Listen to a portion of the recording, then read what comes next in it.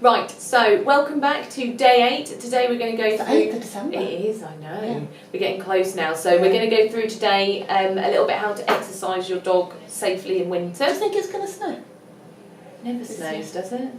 Yeah. People always say that, oh, we'll have a white Christmas Well, this year. it's going to snow at some point. Yeah, at some point it will.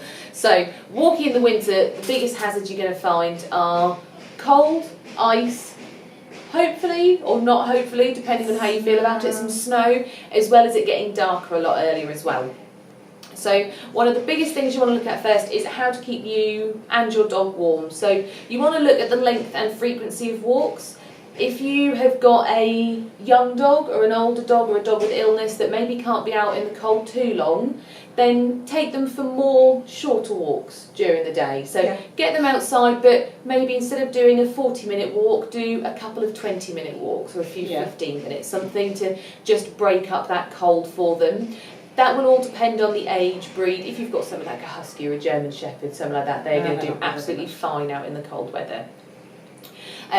And coats, we have mentioned coats before.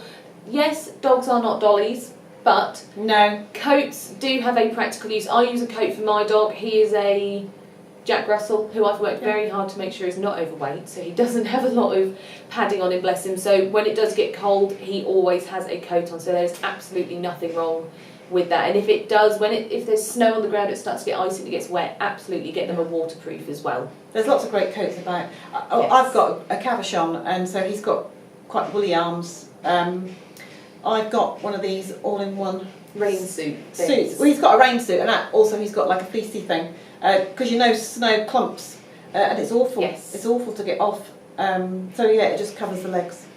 Keeps them nice and toasty as well. So a little bit about you as well, though. I know it sounds silly, but a lot of people will obviously wear gloves because it gets cold. Problem is you can then find it's a lot easier for leads to slip out of your hands or to pick things up and manage things. So personally what I use a pair of fingerless gloves. So you keep your hands a lot warmer, but you've still got the mobility of your hands to actually do everything that you need to do. Using a poo bag with a glove is impossible unless you've already pre-opened the bag. Yeah, it's not which is what I tend to do actually. And also actually when it comes to the cold, look out for the warning signs with your dog. If your dog is starting to shake or shiver, if it is whining, if you find that it slows down or is reluctant to move, if you look at your dog, and you can see when they do get cold, you can see a change in them. So if that happens, then absolutely cut your walk a little bit shorter and, like I said, maybe go out again later. And if you do get really concerned, then consult your vet and have a chat with them. Yeah. So keeping warm and being seen. Yes. There's lots of reflective clothing around. You can get reflective clothing anywhere in the outdoor shops and things like that. Yes, Go outdoors and those type places. But I know with my dog, so I've got these little red flashing balls that sort of can clip onto the collar or the harness. There's lots of things now in the pet stores. You can get reflective coats. We were just talking about coats and jackets, or even reflective leads. It's just being seen, really. Having a good torch and making sure your batteries are, so your batteries aren't charged out. Up, yeah. I've got one of those headlamps as well. I walk at 6 o'clock in the morning. It's pitch black where I live. There's no street lights, so I use one of those. Pulling dogs, not great in the ice. No, or the snow if you've got a dog that's pulling. Hopefully you would have gone and done a bit of training. Yes. So you don't have a pulling dog. I just want to show you this.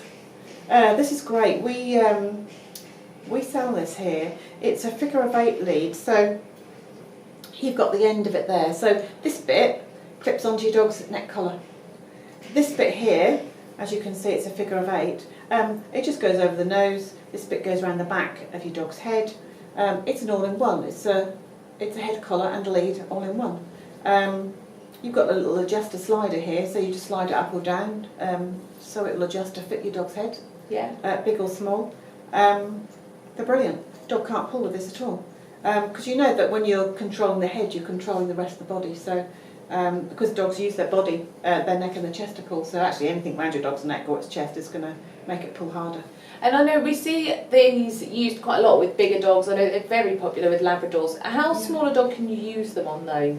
Well, these will go as small as you like. I mean, this goes tiny. really tiny. So you can use. So don't think that you have to have a big dog. I mean, that's use like. I mean, you this. could probably get your little one in that. Could. My Jack Russell is very Yeah. small, so yeah, that probably would actually. So It'll go tiny. I know that, you know, as soon as you start getting to a smaller dog, that their faces are getting smaller, and maybe sometimes having head control is not going to be appropriate. I mean, I probably would say Cocker Spaniel or Springer Spaniel size upwards. okay, These are going to be better for. These are all nicer than the Holties, I think, because there's not so much of it, you know, as what the Holtie has got, or those other sort of full head collars. But Yes, these are sort all of velvet lined, you can see, so they're nice and soft on the face. But with a smaller dog, you probably might want to think about getting a stop pull harness. They do various types of stop pull harness. Yeah. I like the ones that control from here, so the lead is clipped at the front of the chest. So front control harnesses, they're called.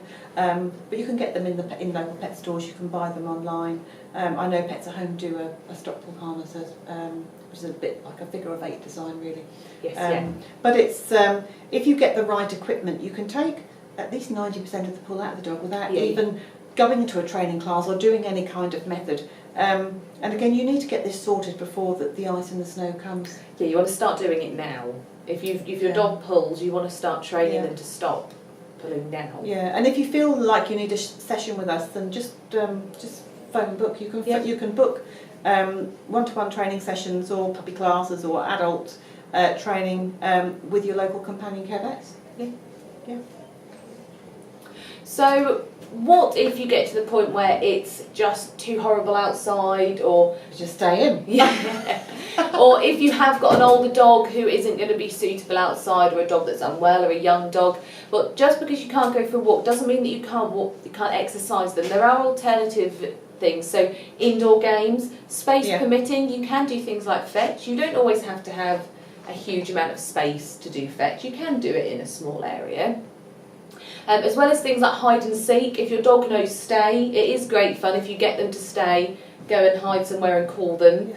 If your dog is not as good as stay as you might like, get someone to hold them and then let them go. But that is a really good game, as well as certain toys as well. So when you get anything that involves food, I know we've said how great the Kong is before, a Kong, treat balls, puzzle games. Puzzle games are good. There's so many different things for them to keep them busy. As well as that, do some training with them. If you want to keep them occupied, not only is that physical, but it's also mental stimulation for them as well. So do some training, get them nice and exercised, and just some active playing as well. Just actively moving about with them and getting them up.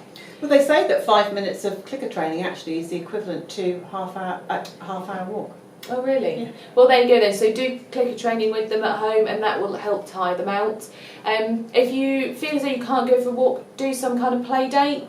If your friends have got dogs, get your dogs together, because when dogs are together, they're going to burn a lot more energy when they're playing and rough and tumble and all that kind of thing.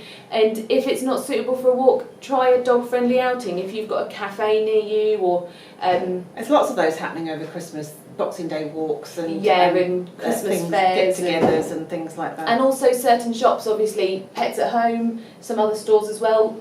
If you have to pop in, bring your dog with you. It's somewhere warm that they can get out of the house. They can have a good sniff about. It's a social thing, also in Exactly.